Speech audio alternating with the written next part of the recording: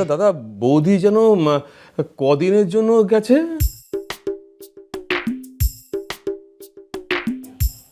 আমি জানি না। মোটে ওই 3-4 দিনের জন্য তো।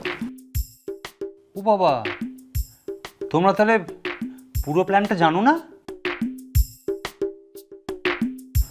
পুরো প্ল্যান? সে কি রে বাবু, বৌদির আবার অন্য কোনো প্ল্যান আছে নাকি?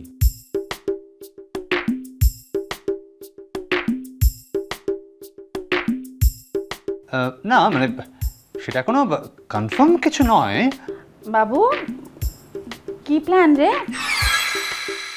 না ওই গাড়িতে তুলে দেওয়ার সময় আমি ছিলাম কি না, তাই মামু বলছিল ওদের যে শান্তিনিকেতন বাড়িটা আছে না, বলছিল অনেক দিন নাকি ওখানে যাওয়াটাও হয় না, তাই এবার যদি তাই শুনে মা তো একেবারে আহ্লাদে আটখানা। কি বৌদি কি বললো, যাবে?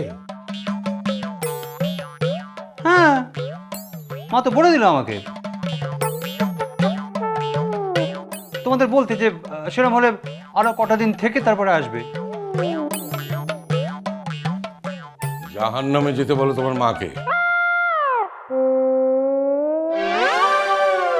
নাচতে পেলে উনি তো আর কিছু চান না।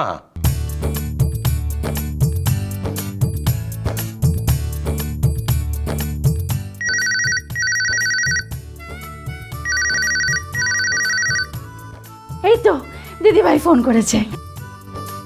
বাবা, তুমি ধরবে না। আচ্ছা ঠিক আছে, আমি ধরছি। হ্যালো। হ্যালো ধৃতিমান। ও দিব্যবাবু, হ্যাঁ বলুন।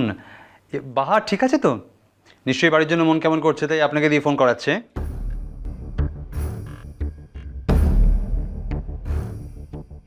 ওকে দিন তোর কথা বলি। ও বাই দ্য ওয়ে, আজ কি ওরা থাকছে? না মানে ওরছে কি ফাইনালি থাকতে রাজি হয়েছে? ধৃতি, বাহা একটু অসুস্থ হয়ে পড়েছে। ওই আসলে ওই অ্যাঞ্জেলস হাউসে আছে। মানে কি এমন হলো কয়েক ঘন্টার মধ্যে যে একেবারে নার্সিংহোমে পাঠাতে হলো?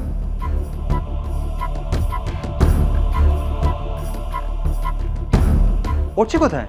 বাবু কার কথা বলছি? কে নার্সিং হোমে? বাহা? দাদা, কথা শুনে তো তাই মনে হচ্ছে।